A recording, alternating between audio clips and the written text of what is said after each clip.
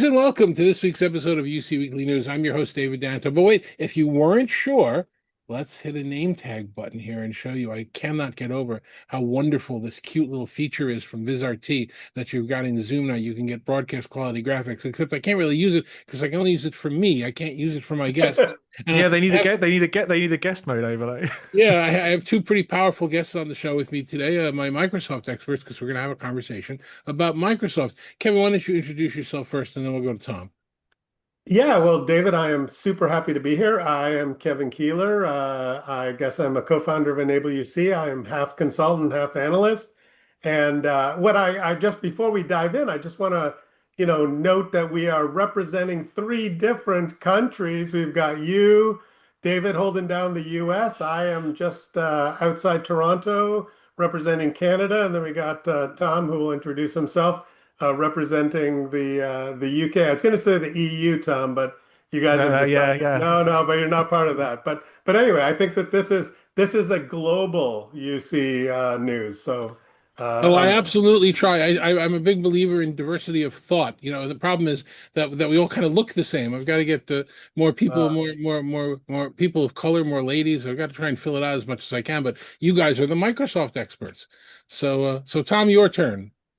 Yeah, sure. Hey, everybody. Yeah, thanks for having me on the show again. Tom Arbuthnot, co-founder of Empowering Cloud, and we focus on Microsoft 365, mostly Microsoft Teams, research, enablement, lots of community stuff, podcast, newsletter, all that good stuff. All right, so before we get into it, I've got a list of like five loose topics that I'm going to ask you guys questions because you're the experts and I just get to be the interviewer. I want to bring something up that I literally just pulled off the shelf from over my shoulder. I'm not quite sure why I still have it. Do you remember the time when Windows 95 was exciting and when you actually could write a book about it and have the information in a book? Could you imagine how hard it would be to publish a book about everything Microsoft now, considering how fast it's changing, and not just Microsoft, all AI, but the idea of putting, print to paper, Yeah, we used to get around we used this. to get server products when Kevin and I were more active installing, where you could actually learn the product inside out, and you had about 3 years of being an expert before the next server version came out. That's long gone now. yeah, no, and I remember like we had for a while we had the world's largest bookstore in downtown Toronto, and I would go. And they had a great computer book section because not all bookstores, they had a few things. But the world's largest bookstore had this giant section. And I would go and like that Windows 95 resource kit. I remember going and I would just buy every single book on any topic that I was interested in because that was kind of, that was your AI. It Yeah. was on paper and you'd flip through that and you'd look stuff up, right? You needed all those reference books.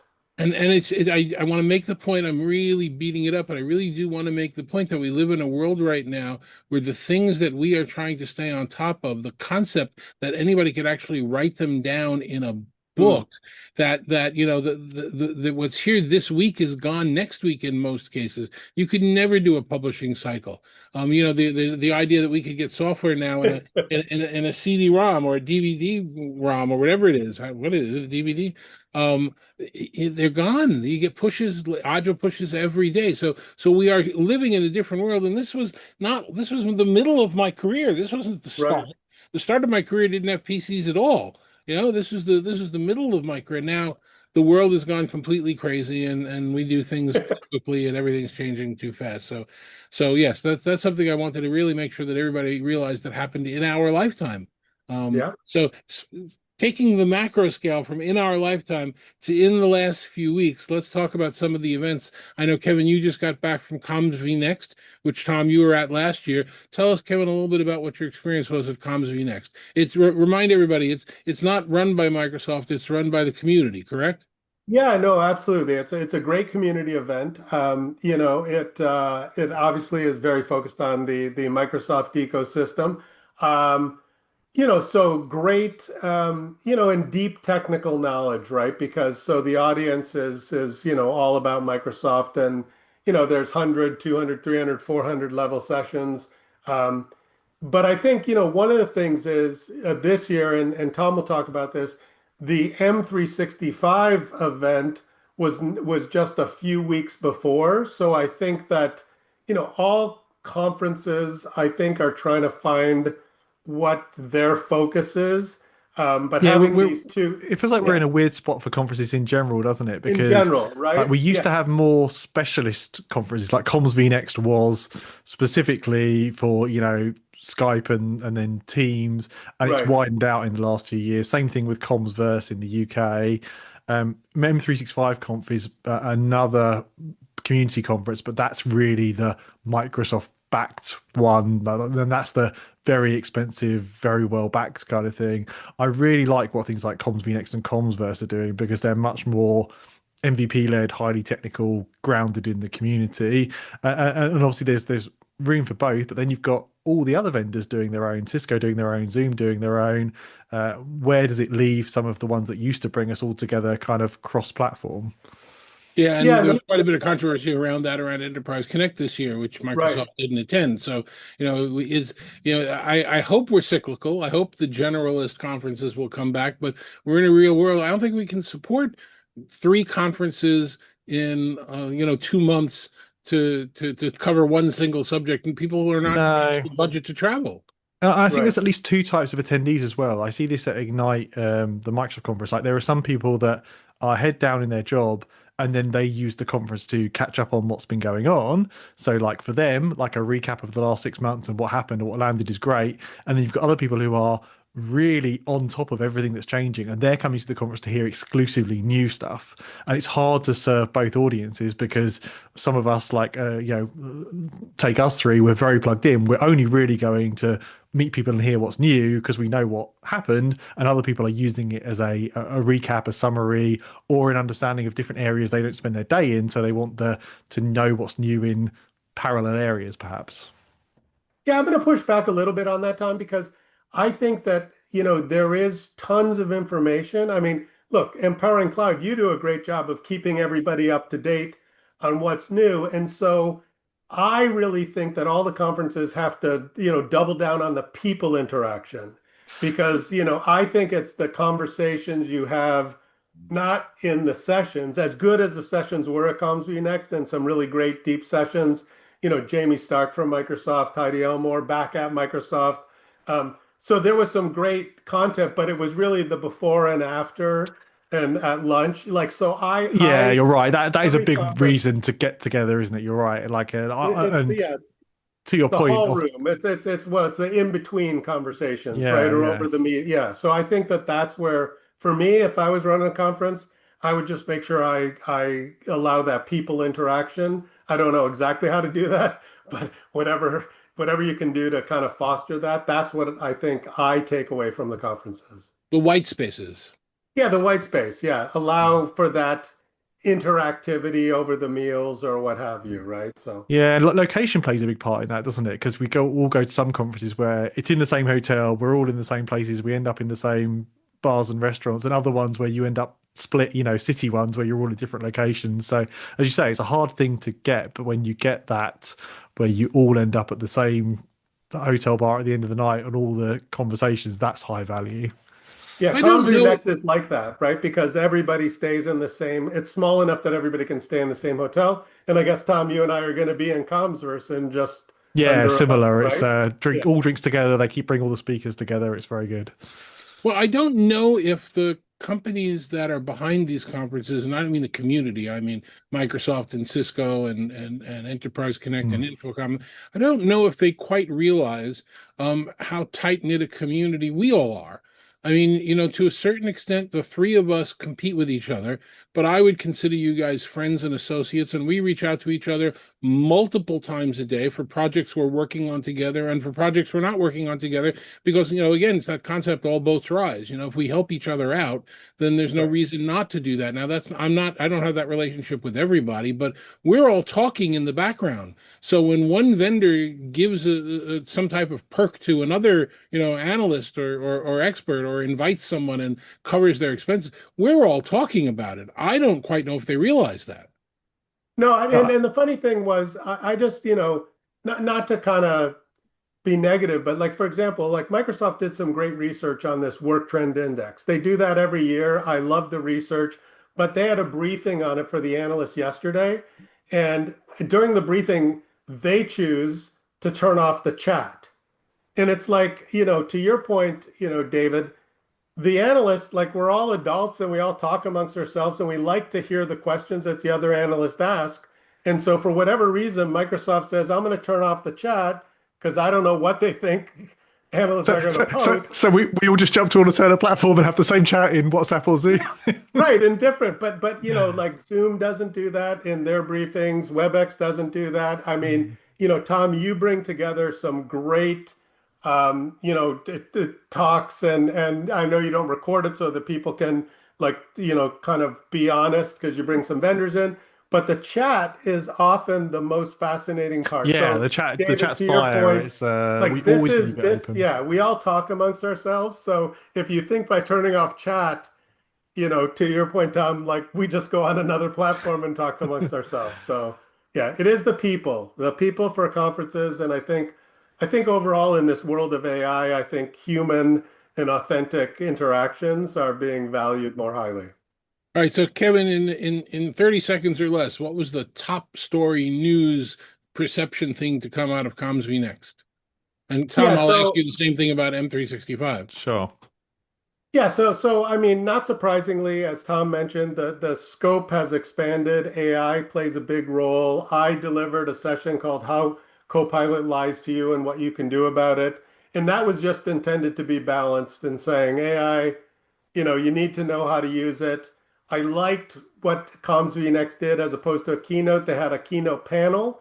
They brought Patrick Kelly, who was with Zoom, and also at CommsV Next, Cisco was there demonstrating their MTRs. So to me, the big takeaway was it's a Microsoft conference, but you got Zoom and Cisco there because increasingly both customers and vendors realize, it is an integrated and interop world that customers are demanding. Hmm, good story. And Tom, from the Microsoft 365 conference, what was your biggest takeaway from there? Yeah, so I mean, I guess one of the interesting things is that used to be a very SharePoint centric conference, and now it's much more the whole of M365, including Teams. So there was a lot of team sessions. Ilya had a keynote, a lot of product team there. Kind of big Microsoft M365. It was SharePoint getting agentic skills, and it was co-work and lots of talk of Anthropic. Microsoft is so excited about having Anthropic in Copilot and the kind of model's capabilities. On the team side, the big thing we got was Copilot call delegation. So this is the first public time we've been able to talk about having a voice agent answer Teams calls on your behalf, filter the call, escalate it, book a meeting.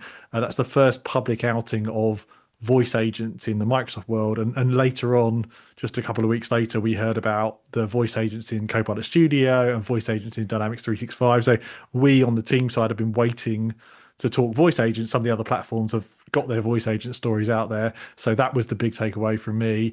More generally, Microsoft are trying to land Teams as now not just a human to human platform, but an agentic platform in the sense of you can engage with your agents. Obviously, everyone's talking AI, but I think Teams has got an interesting shot at being the primary surface most people want to engage with an agent in the same way you see with like OpenClaw and Hermes. People want to use WhatsApp or iMessage.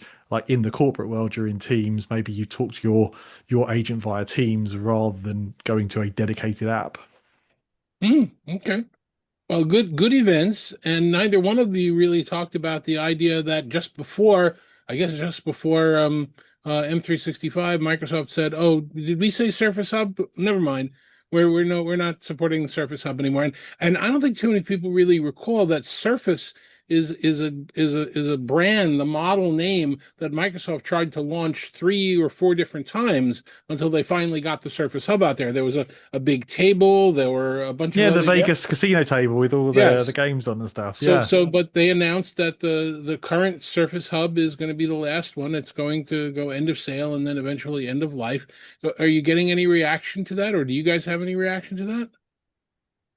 I mean, like I think that this is, Microsoft goes in and they create some devices to kind of prove it can be done. Like this is what Perceptive Pixel from 2013 they acquired. It was super cool. I mean, it was like what 55 inch, they had an 84 inch, but it was super expensive. And, I think then the Surface line, remember, There was Surface Studio, which has been discontinued, Surface Duo, which has been discontinued. I had a Surface Book, which is no longer, Panos Panay was the hardware person at Microsoft. He departed in 2023, I believe. And as part of that, they've started paring back the Surface line, focusing more just on like the Surface laptop. So I think the Surface Hub, it played its role. It proved that these room devices could be important. But now there's this broad ecosystem of devices that are much less expensive than this, very, very expensive Surface Hub. So I'm not surprised, and I don't know. What about you, Tom? Yeah, it had its own proprietary OS called Team OS, just to be confusing, and the idea was customers would build apps, very interactive, service-driven apps, and that didn't ever really come to fruition. People used it for Kanban boards, and they used it for mind mapping, and like that was it. And then really, it was just a meeting endpoint, and I think that's what we saw. And I haven't had much pushback on customers. I've got a couple of customers that have had them, but they kind of saw this coming. You could, if you pay Right. attention, you're spending that kind of money on Microsoft gear, you know what's coming. And as Kevin said, you've got great devices from, Logi, Cisco, Neat have all got boards now with interactive capabilities. We're not like for like in terms of what you could do on a Surface versus a Microsoft Teams room, but we do have a browser on Teams room now, certainly on Windows, maybe on Android in the future. So you can build apps, web apps, that is. But yeah, it just didn't seem to come to fruition that people would build line of business interactive apps on a board. It was mainly whiteboard meetings and maybe Kanban, maybe mind map. Yeah. Now, Microsoft has said they're going to support this out the Surface Hub 3 out till 2030. So it's not like it's going to stop working. And, I think to your point, Tom, it was unique. People described it as like a giant iPad, but it was a giant iPad that cost 20 grand. I mean, for the biggest ones, right? Yeah, So it was a giant and expensive iPad that I think to your point, it's a very people didn't expensive meeting really, endpoint. yeah, yeah, people didn't leverage it to kind of get the return on investment. Okay. So not as big a deal as I'm thinking. I think that one of the reasons it's going away is because if you're working for Microsoft right now and you're not talking about Copilot, you're not very important. That I mean, really is the gist of everything. TAM's a factor. Like if you're in Microsoft and you're trying to move the needle, the addressable market has to be huge to be a relevant business unit. And also Microsoft have got partners in that space. So it's like, well, actually the partners can take that piece of the puzzle and we'll do a different piece of the puzzle. But yeah, I think you have to be AI something in Microsoft at the moment. And that leads to the next topic that we were going to talk about, which is Microsoft released some numbers around the users of what's the version of Copilot? This is the paid Microsoft 365 version of Copilot. They said Yeah, like 80 million users. Microsoft 365 Copilot. The naming's terrible here. The free version or the included version is Microsoft 365 Copilot Chat, and the paid version is Microsoft 365 Copilot. But it's the $30 a month list per user per month, like Microsoft 365 Copilot. And 20 million users, is that a lot? Do we like that? Is that a I good mean, Well, if it was one of us in our business, we'd be quite happy. But by Microsoft terms, it's quite a long way below their 450 million user base. They've had the last number we had 15 million, so significant growth in not much time. I think the last number was it 6 months ago, Kevin? Maybe a little bit less. yeah, yeah, Um, yeah. That was 15 million, which was 3.3% of the paid commercial Office or yeah, M365 seats. Now it's whatever, 5%. Um, and I think, Microsoft is, I mean, there's some, pretty aggressive discounting programs.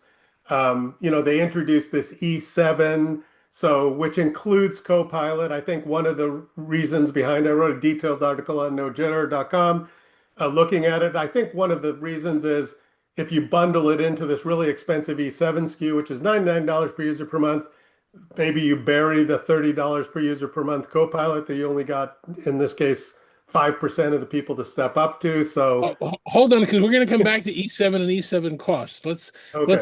Let's stick with the 20 million on Copilot and Yeah. the $30 per user per month.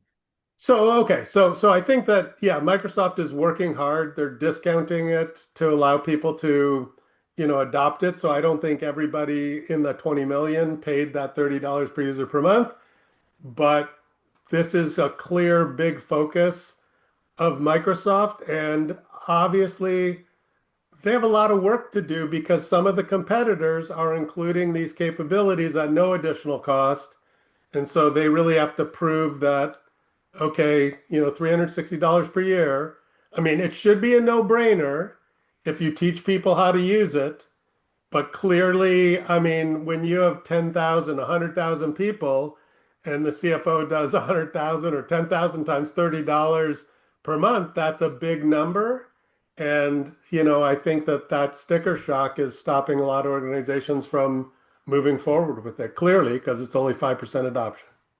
Yeah, I think we're also only just seeing some of the really powerful agentic capabilities coming through. If you go back and look at some of the launch videos, they're like, look, editing in Word and it can send emails and it like it's taken us a long time and the Anthropic models have given it a massive shot in the arm. Cowork is Microsoft Copilot Cowork is genuinely really impressive, but that's still in frontier. So Microsoft were out early and fast on this, arguably probably a bit too early and quite aggressive as Microsoft tend to be with like this is going to change everything. Microsoft are always ahead of the curve.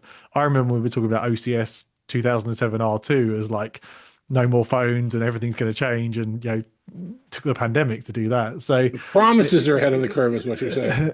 yeah, just market expectations as well. They think everybody is ahead of where they are in terms of how they think about technology, how they adopt it. They're a technology company, but I think Microsoft will have to continue to deliver really understandable ROI. If you look at Cowork and see it send emails for you, delete emails, schedule tasks, suddenly you're like, oh, okay, now I can clock where $30 of value comes from, as an example.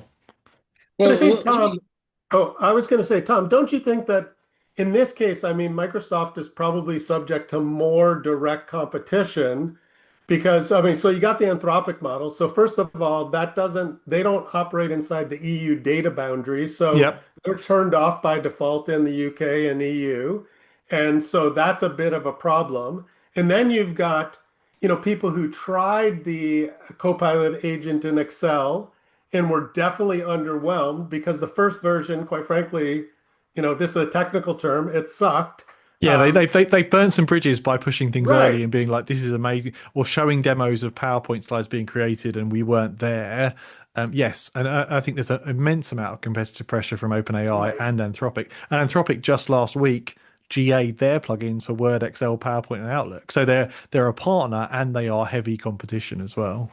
Well, And and like I'm doing some work on a white paper that's looking at, the different products and I mean, Copilot, now they got this, like when you do a prompt, it says lining things up, which I just think is a delay loop. Like, I don't know what it's lining up, but it is, I mean, and maybe there's more guardrails or what have you, but it's relatively slow, right? I mean, it kind of feels a little bit slower. And so I think Microsoft, they're a great company, they're a big company, they got a lot of smart people, but I think, they hopefully are feeling some competitive pressure because, I'm I met a sure lot of people at I'm ComC sure they Next are. that said, "Oh, you mean I should go back and try the agent in Excel?" So, there's not a lot of people that's, we spend time circling back because this is what we do, but a lot of people try it and then they move on. You Es- go to the restaurant and Especially get food business users, poisoning. like Yeah, genuine business people are not spending time playing. Like you've got one shot with them to be like, does this work? No, it doesn't. Or I move back. I've got things to do. So yeah, very hard to get the real business users, knowledge workers, whatever you want to call it, like the non-IT people right. to experiment. And also a general AI problem is it gets you 80% of the way there, which to some of us is like, oh, amazing. I can now do the 20, I can get much more done. But to a bunch of people, it's, well, it didn't do it properly or right. I might as well just do it myself and do it properly. So I agree with everything you're saying. There's some mental shift there, but definitely they did burn some bridges with like, here it is, have a go. Oh, it's not ready yet. Now we're on GPT-5, have a go. Now we're on 5.5. Now we're on Anthropic. But yeah, I think Microsoft are a machine. They will keep pivoting and playing and tuning, I'm sure. Well, let me be custom. devil's advocate with another technical term because I want to get to one last subject over here. I don't know if you've heard this term, probably not so much in the UK, maybe in Canada. The technical term is chutzpah. I don't know if you've ever heard that word before. If not, look it up or ask your Yeah, AI. yeah. But to come out with $100 E7 and not include the co-pilot in it and make that be extra, that took a No, little bit of chutzpah. That took a well, little no, bit. no. Copilot is included in the E7. What's not included in the E7 is the Teams Premium, right? So E7 has the new Agent 365, which is $15 per user per month. It's got the E5, everything E5. It's got Copilot, which is $30, and then it's got some Entra kind of stuff, which was $12 or whatever. But so theoretically, if you pay $99, maybe you're getting Agent 365 for free. But I think it takes chutzpah to, like, you can't get people to pay $30 a month more. So So just what you so just say make it is, bigger. yeah, and but I think it's sort of brilliant because I think they'll probably drive more people from E3 to E5 because now the E5 is the middle tier, right? So a lot of us go in and we're like, we're not going to buy the most expensive. We're not going to buy the least expensive. Maybe we'll buy the middle, which now is the E5, which that would be a good news story, even outside of the Copilot piece. And Oh, it's the so, that's a genius thought, Kevin. It's the coffee menu thing. Like have the extra large so everybody buys the one in the middle. There is right, no right. more So small, right? Everything is medium, large, and extra large. yeah. Yeah. Now Microsoft 100% should get rid of the Teams premium license. Like they've taken features out of it. It never made sense. And to not include that inside the Teams premium So the we've Teams we've got Wendy 7. who owns that on Teams Fireside Chat in July, Kevin. So you'll have to come to that Okay, one. there you go. Well, I put that one of the things that I've recommended on more than one webcast recently is that Microsoft should go back to its roots around this idea of dev and prod.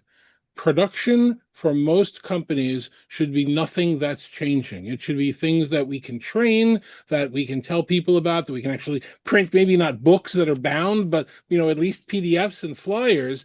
And if it puts Microsoft in a position that they feel like they're behind all the other big AI engines that are developing all the time, that can be a dev environment that you can invite people to, but it shouldn't affect your day-to-day business. And I think we've kind of lost that in terms of IT nowadays, where we are throwing so many changes agile into production that people have started to shrug and say, I don't know, I can't figure out where the button is this today. Yeah, no, Yeah, Tom, I'm gonna defer to you because you're the expert. Um, Microsoft is changing their release thing, right? They're at least renaming it like Frontier yeah, and no, there's some uh, technical changes coming to the change program. So the way they run changes at the moment, they have kind of public preview, they have a kind of test release, and then they have a general release, and they're moving to Frontier. So you can select a group of users that are pre-GA, that's Frontier. You have standard release, which will still be at a pace, but like that's when everything's GA and supported, and then they'll have deferred, which is 30 days after standard release. So yeah, they're changing some of that. Starts with the Copilot stuff. It will move through the other workloads, but it's still going to be. pretty fast. We're in this new world. Like, and I think to counter your challenge, David, is they do have a set of customers that would be quite happy to stick on a server version and train for 2 years and then change a version. We saw a lot of that, but they also have the competitiveness of look at a Zoom. Like if the pace Zoom changed and added features when it needed to be competitive, they couldn't have done that with Skype. So they need to be agile. Now look at Anthropic and look at OpenAI.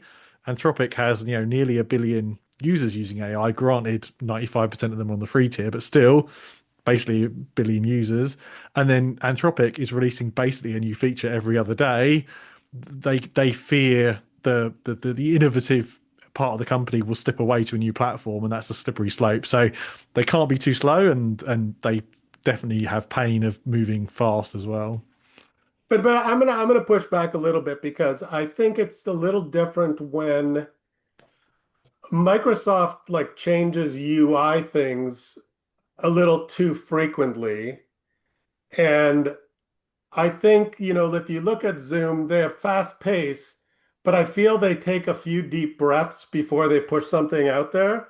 And I feel like Microsoft doesn't, I don't know. It's like, when they say sleep on it and send the email in the morning, I feel Microsoft says, hell no, I'm going to send it before I go to bed. And then in the morning they go, oh my God, I better move this button around. So I think they should slow down the pace a little bit or just have a slightly more review cycle, because the thing is so many people are using the Office tools. Mm, And these people, they don't want to be on the frontier. They wake up Monday morning, they got a meeting, and if they can't figure out how to share content or start the meeting, this is not a good way to start a Monday morning. And I think, Microsoft, when you have a large install base, there's 450 million people who are every day living in the Microsoft 365 tools, going a little slower for the vast majority of users, I think you would have a lot of more happy people in the offices. So Well, let's yeah. bracket this conversation by going back to the book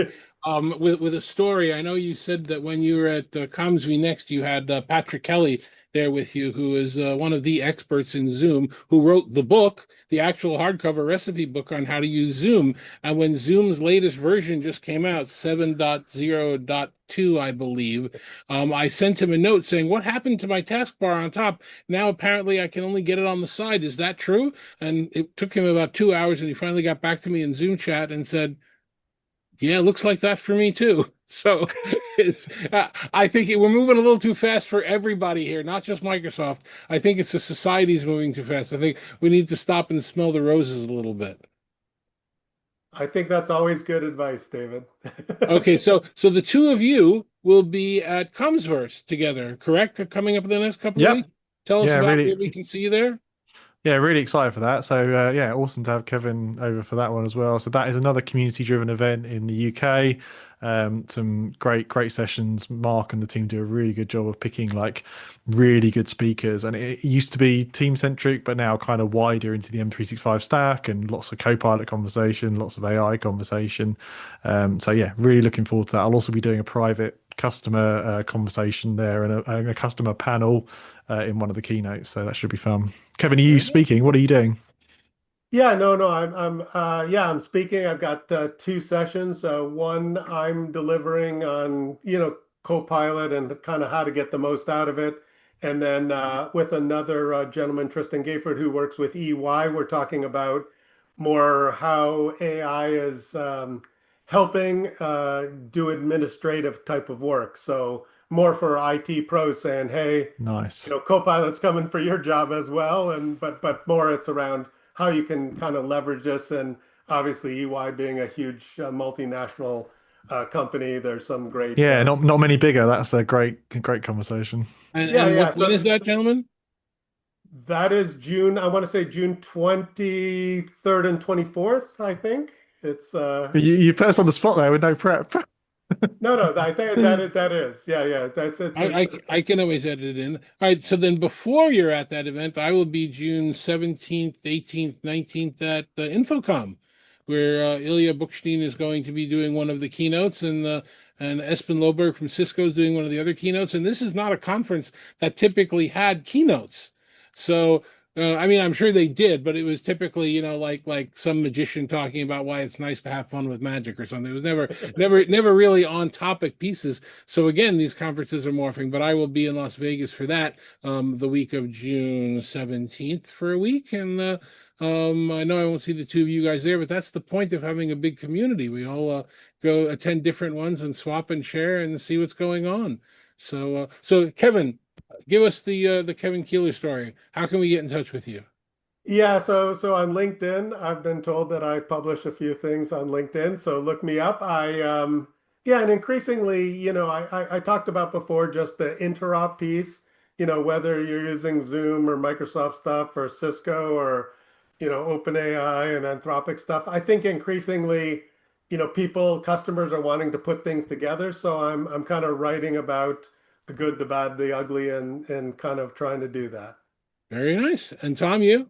Yep, main jump off point is empowering.cloud. That's where the community is, all our research, the newsletter, and teamsinsider.show is the podcast.